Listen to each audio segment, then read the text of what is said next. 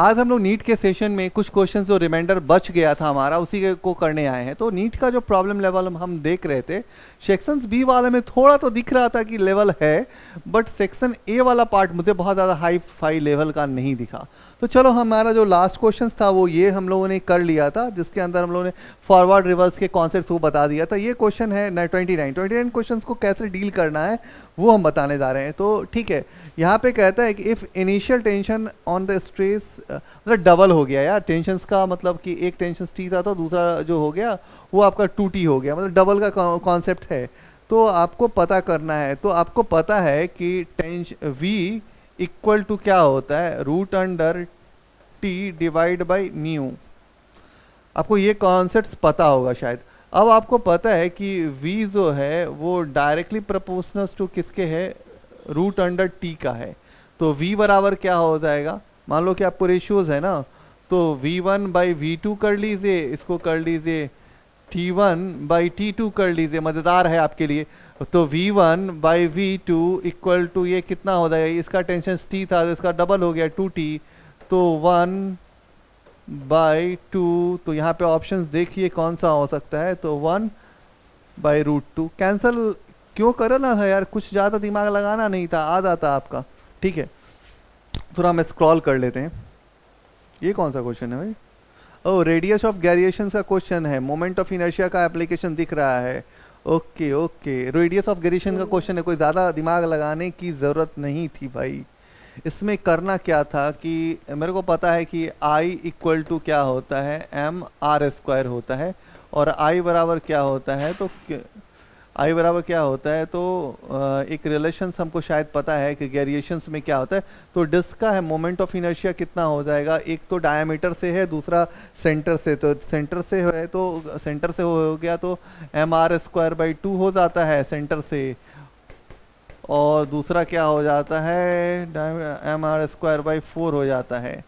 तो जो I है वो डायरेक्टली प्रोपोर्शनल टू क्या होता है, के स्क्वायर होता है ना, ये तो आपको पता होगा, I is directly proportional to K square होता है। अब यहाँ पे हमारे पास क्या है कि रेशियोज बताना है गैरिएशन का, तो आप लिख लो ना k1 by k2 equal to root under I1 by I2, कर सकते हैं ना भाई, तो कर लीजिए ना। I1 क्या हो जाएगा, तो I1 का वैल्यू कितना है, तो एम आर स्क्वायर बाई 2, तो क्या हो जाएगा एम आर स्क्वायर बाई 2, और ये हो जाएगा एम आर स्क्वायर बाई 4। तो यहाँ पे लिखोगे तो क्या हो जाएगा एम आर स्क्वायर बाई 2, और यहाँ पे 4, यहाँ पे एम आर स्क्वायर कट गया, तो ये क्या हो गया 4/2, मतलब आपका इसका तो 2 क्या रूट में है क्या कोई, तो ये तो 2 हो जाएगा और ये हो जाएगा रूट 2।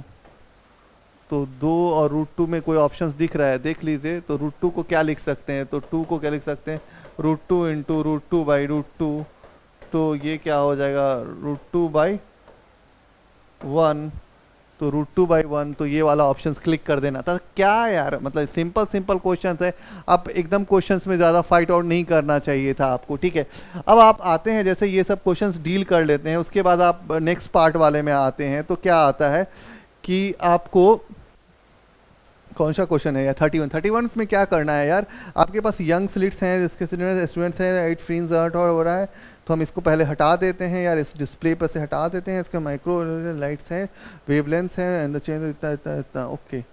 तो आपसे एक बेसिक सा नॉलेज हम आपको शेयर करना चाहते हैं यार। आपके पास यंग स्लिट्स है, तो इसके लिए जो लेंस सेटअप किया गया है, अरे भगवान ये क्या हो गया, लेंथ जो सेटअप किया गया है, जो यहाँ पे लेंथ की बात कर रहे हैं, लेंथ उसके लिए भी सेम है और सेकंड कंडीशंस के लिए भी सेम है।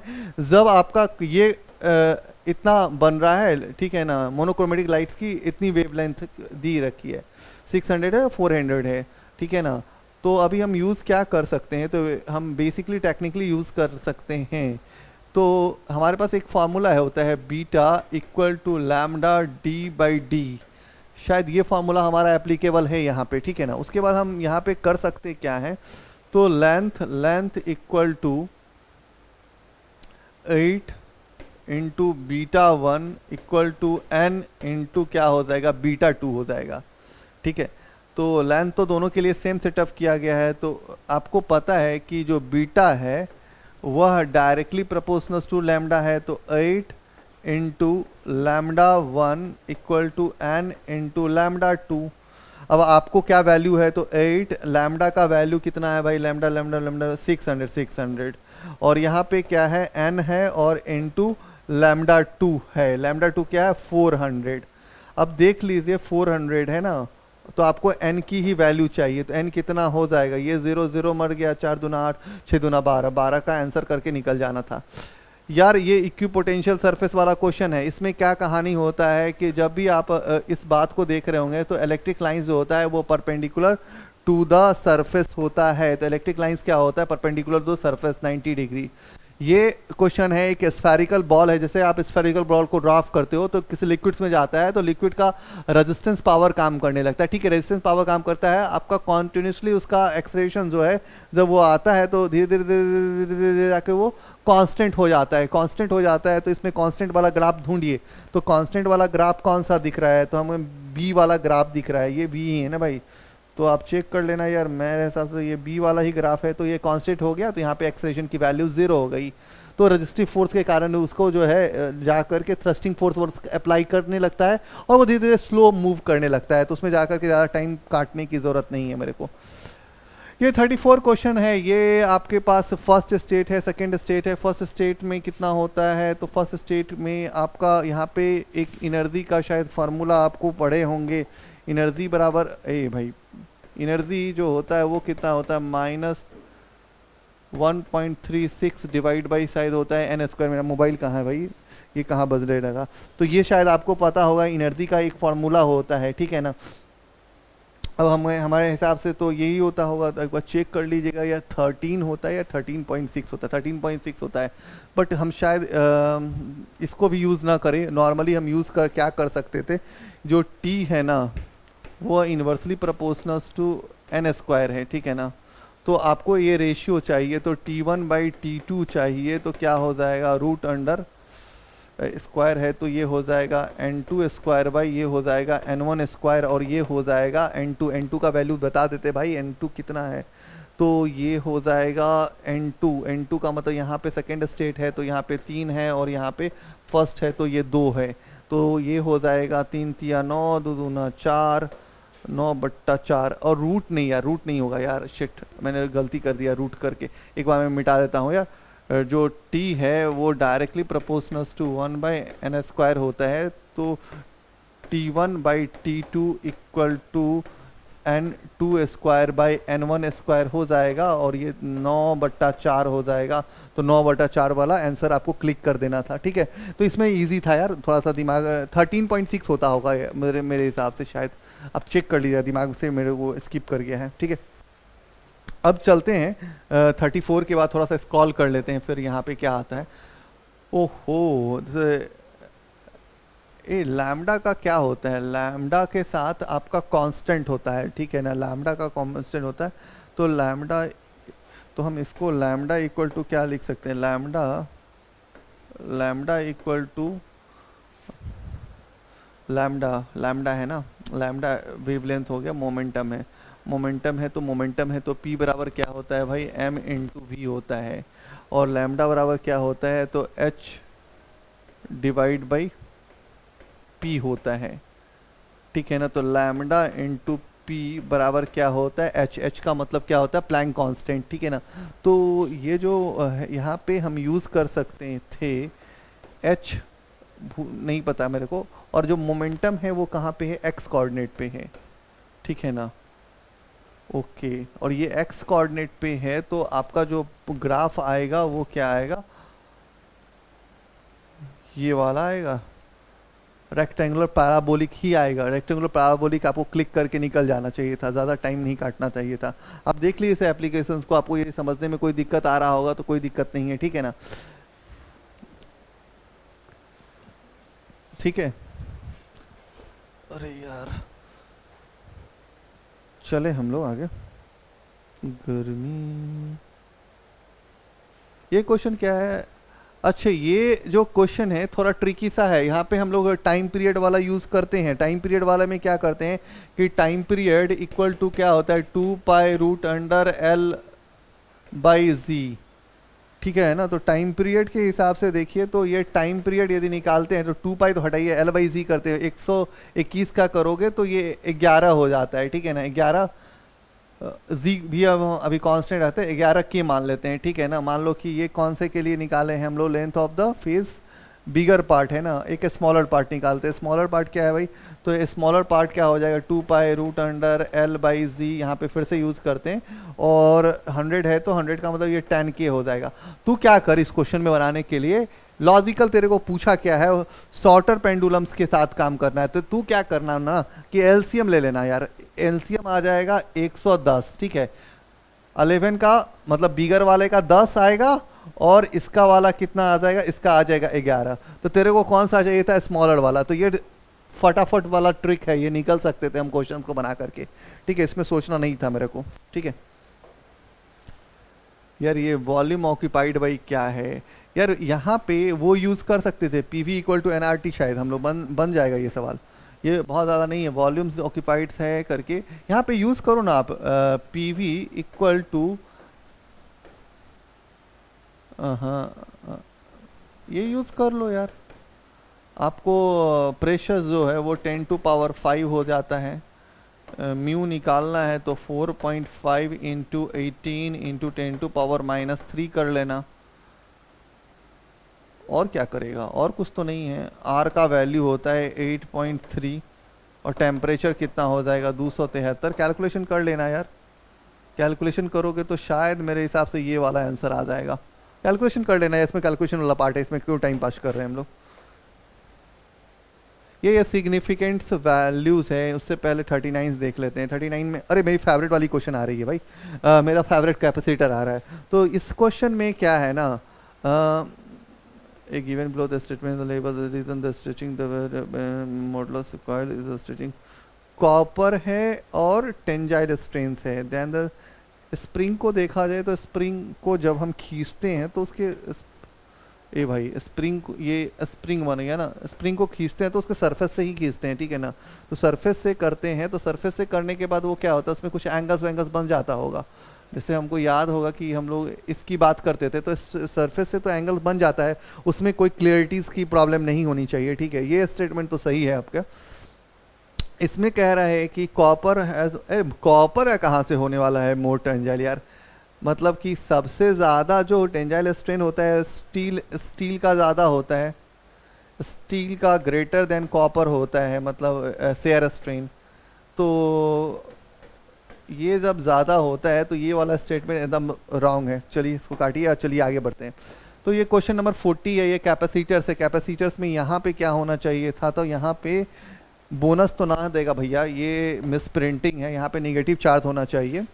और ये कैपेसिटर है, एक अनचार्ज कैपेसिटर यहाँ पे लगाया गया है। अनचार्ज कैपेसिटर है तो पोटेंशियल्स क्या होने वाला है, यहाँ पे 0 होने वाला है। अब क्या है कि दोनों का कैपेसिटेंस जो होता है वो 900 पिको फराड है। पिको फराड का मतलब कि 900 इंटू 10 टू पावर -12, यही ना भैया। अब कहता है कि 100 वोल्ट का सप्लाई देते हैं। कॉमन पोटेंशियल्स का फार्मूला क्या होता है, V बराबर क्या होता है, C1 V1 plus C2 V2 divide by क्या होता है C1 प्लस C2। तो इसमें कोई घबराना नहीं है, यहाँ पे ये पोटेंशियल्स की वैल्यू 0 है तो V इक्वल टू क्या हो जाएगा, तो C1 कितना है, तो C छोड़ दीजिए तो C1 कितना है आपके पास 900 पिको फराड।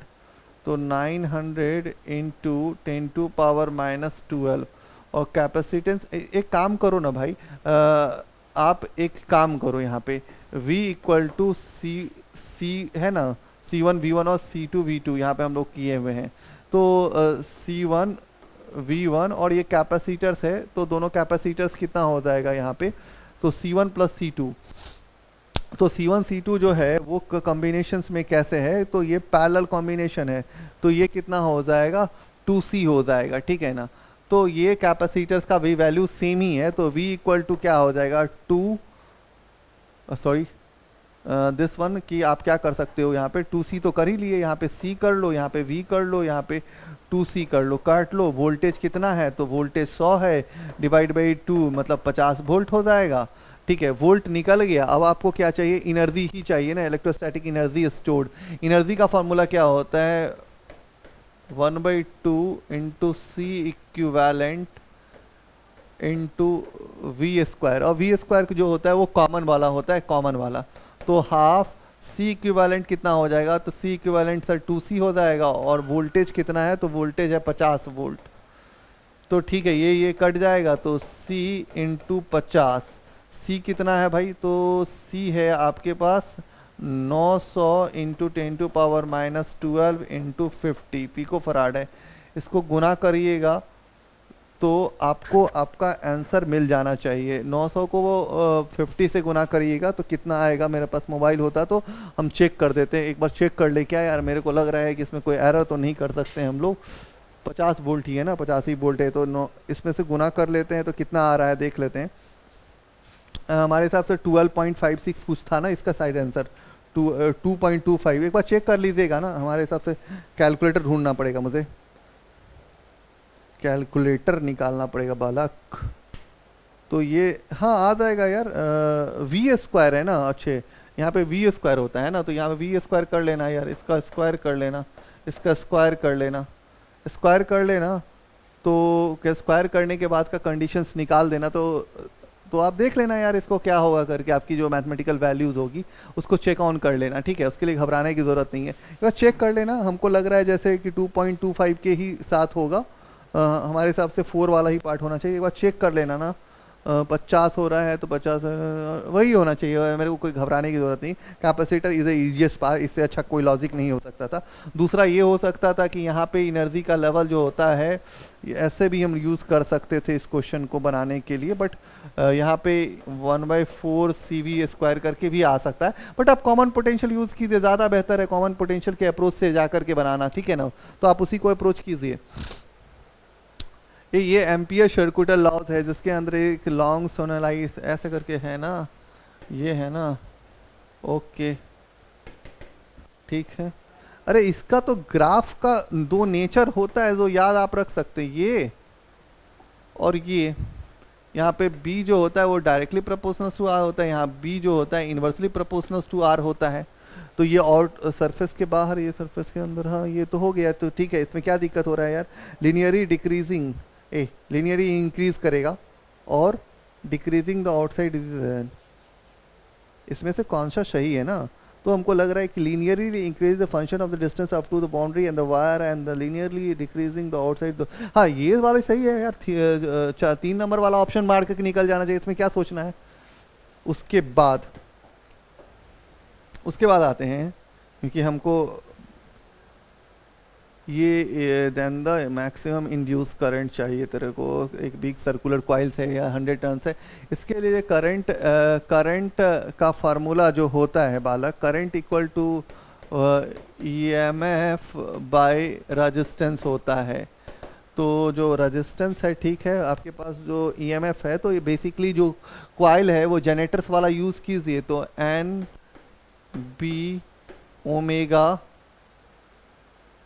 NB ओमेगा और रेजिस्टेंस भी दिया है क्या इसका, NB ओमेगा भाई रेजिस्टेंस दिया है क्वेश्चन के अंदर, अंडर रोटेटिंग हॉरिजॉन्टल है, ये है, हाँ रेजिस्टेंस दिया हुआ है।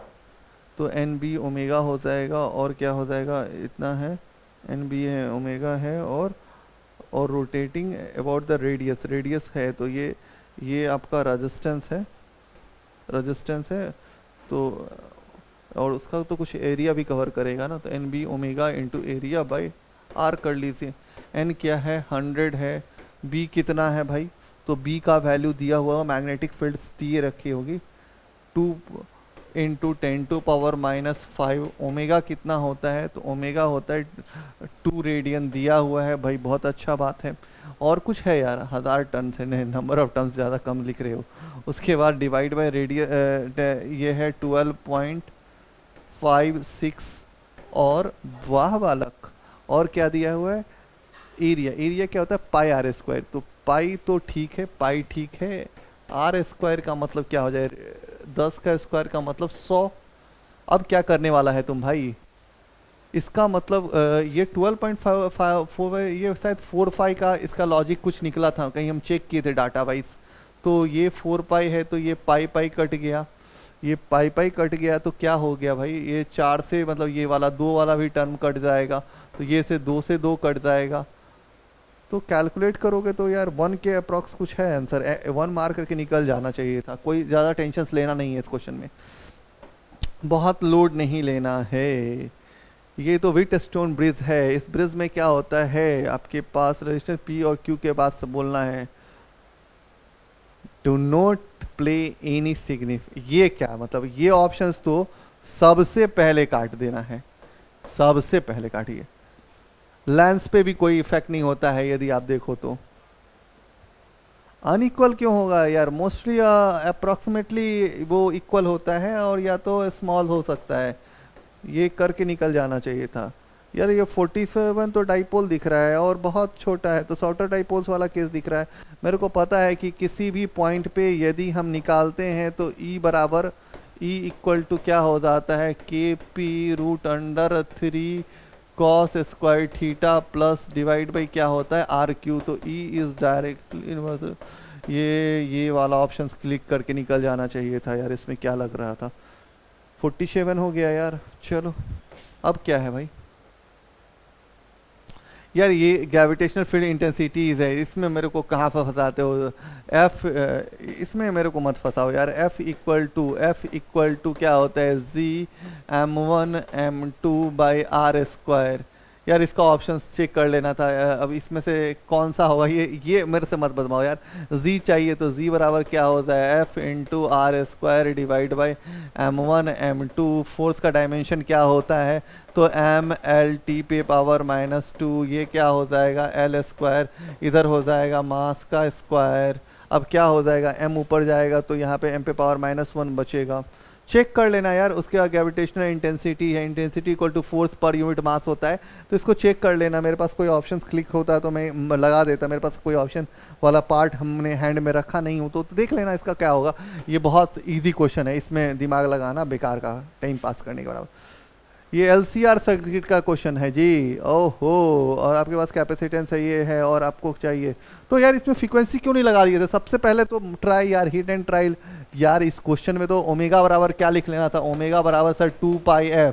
ओमेगा का वैल्यू दिया हुआ है 100 इंटू 2πf, तो f बराबर क्या हो जाएगा 100/2π इक्वल टू 50/π। इसमें 55 वाला कौन सा ऑप्शन है यार, 55 है ही नहीं, होगा ये हो जाएगा। और नहीं तो ऐसा निकाल लेना 2π√, उसको भी यूज़ कर सकते हो, 2π√L/c करके उसको से भी यूज़ कर सकते हो, उससे भी बन जाएगा 2π√1/LC। ये यूज़ कर लेना, चेक कर लेना यार। L दिया हुआ है, C दिया हुआ है, तो इसको भी लगा करके बना सकते हो, कोई दिक्कत नहीं है।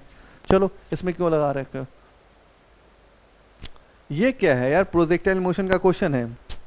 लड्डू दे रहा है, खा लीजिए ना भैया आप लोग। मेरे टाइम में कभी ऐसा क्वेश्चन नहीं दिख रहा था मुझे। ओह, ये प्रोजेक्टाइल मोशन का है ना, तेरे को बोल रहा है कि तूने जो फेंका है वो एंगल बना दिया 60 डिग्री, मतलब वर्टिकल एंगल दे रखा है, ये एंगल 60 डिग्री है तो ये 30 डिग्री हो जाएगा। अब u इक्वल टू क्या होता है, ux into cos 30 degree. u का मतलब दिया होगा, स्पीड दिया हुआ है 10, cos 30 डिग्री कितना होता है √3/2। ये कट गया 5, तो 5√3 है क्या, तो मार देना था। एक लॉजिक गेट का भी क्वेश्चन दिख रहा था यार, कहाँ स्किप कर गए हम, स्किप कर गए क्या। लॉजिक गेट दिखा था मुझे कहीं पे, लॉजिक गेट वाला क्वेश्चन। हाँ, जैसे ये स्किप कर गए थे, कहाँ हम बनाए थे ये डेंसर मीडियम रेयर मीडियम्स के साथ वर्क अराउंड कर लेना था। तेरे को पता है ना कि ऐसा लिख लेना μ1 into sine theta equal to μ2 into sine critical angle 90 degree होता है, तो साइन थीटा बराबर क्या हो जाएगा μ2/μ1।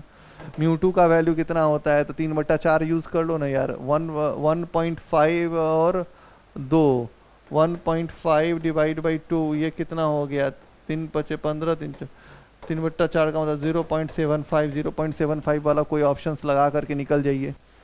और कौन सा क्वेश्चन बच गया भाई, एम्पियर सर्किट वाला तो मैं बता ही दिया था। अच्छा ये वाला लॉजिक गेट ना, हाँ ये वाला थोड़ा सा मेरे को लगा कि थोड़ा सा रिलेटिविटी बच्चों के हिसाब से ये एक सिग्निफिकेंट वैल्यू वाला क्वेश्चन है यार। एरिया बराबर क्या होता है, लेंथ इनटू ब्रेथ होता है ना, तो यदि आप इसको गुना करोगे ना तो आपके पास जो है यहाँ पे दो दो, दो इसको गुना कर देना, ठीक, गुना करोगे ना तो ये आ जाता है, ठीक है ना, इसमें हम ज़्यादा नहीं लगना चाहते हैं यार, ठीक है। अब इसमें देखो क्या लॉजिक है, ये थोड़ा सा मज़ेदार सवाल है, इसमें तुम कर सकते थे यार ए, तो यहाँ पे क्या हो जाएगा ए बार इंटू क्या हो जाएगा बी बार, एंड ये नैंड गेट है, क्या है, नैंड बाबू है, बहुत छोड़ा, यहाँ पे क्या हो जाएगा, तो यहाँ से चलेगा नॉट, तो ए के ऊपर बार है और यहाँ है, तो यहाँ पे ए इंटू ए के ऊपर बार है और पूरे पे बार आ जाएगा, ठीक है। तो आउटपुट आ जाएगा, तो सी इक्वल टू क्या आ जाएगा, ए इंटू बी के ऊपर बार, और यहाँ पे क्या है, ए के ऊपर इंटू बी और इसके ऊपर बार, यही ना थी। अब ये क्या हो जाएगा, इसको हम क्या लिख सकते हैं, ए जोर बी लिख सकते हैं, और इसको क्या लिख सकते हैं, तो ए प्लस बी बार, इसको करेंगे तो ये तो ये तो ज़ीरो हो जाएगा, ठीक है, तो ये हो जाएगा ए बार और यहाँ हो जाएगा बी बार, उसके बाद कहानी यहाँ पे आ गया, यहाँ पे बी बार और ये हो जाएगा ए बार, ठीक है, सही है, और ये हो जाएगा बी बार, तो सी इक्वल टू ये ए इंटू बी बार, और इसमें से कॉमन क्या करोगे यार, तो बी बार कॉमन हो जाएगा, तो ये ए प्लस वन हो गया, और ये ए प्लस वन का मतलब हो जाता है ये वन, इसका मतलब वन हो जाता है, तो वन हो जाता है, तो क्या हो जाएगा ए बार और बी बार जोर बी बार। अब क्या करोगे, तो फिर से क्या करोगे, तुम इसमें कुछ कॉमन मारोगे, तो बी बार और ये ए प्लस वन हो जाएगा, ठीक है ना, सही है ना जी, कुछ गलती नहीं हो ना, ए बार प्लस वन हो जाएगा, ठीक है ना, तो यहाँ पे ए प्लस वन हो गया, तो फिर ये वो वन हो गया, तो बी बार, अब बी बार एरो मारती बी बार होगा, ठीक है। अब चेक करो यार, ज़ीरो का बार वन, गलत, ज़ीरो का बार वन, 3 वाला ऑप्शंस क्लिक करके निकल जाना चाहिए था। तो ये आइडिया एक बार देख लो, शेयर कर लो, और कोई क्वेश्चन छूटा नहीं ना। तो देखो सारा क्वेश्चन तो हम सॉल्व कर दिए हैं, और हम इसमें कोई ऐसा मेथड यूज़ नहीं किए कि आपको समझाने के लिए जाकर के फिजिक्स पढ़ा रहे हैं। अभी मेरे को क्वेश्चन सॉल्व करना था, we are going to the approaching parts, कि क्वेश्चंस के लिए आपके पास ये आईक्यू लेवल कैसा है, कैसे आप जनरलाइज करते हैं क्वेश्चन को, इस लेवल पे वर्क अराउंड काम करना था, ज़्यादा आपको सोचना नहीं चाहिए था, ठीक है। तो आज के लिए थैंक यू, नेक्स्ट सेशन हमारा रहेगा डिफरेंट अलग तरह से।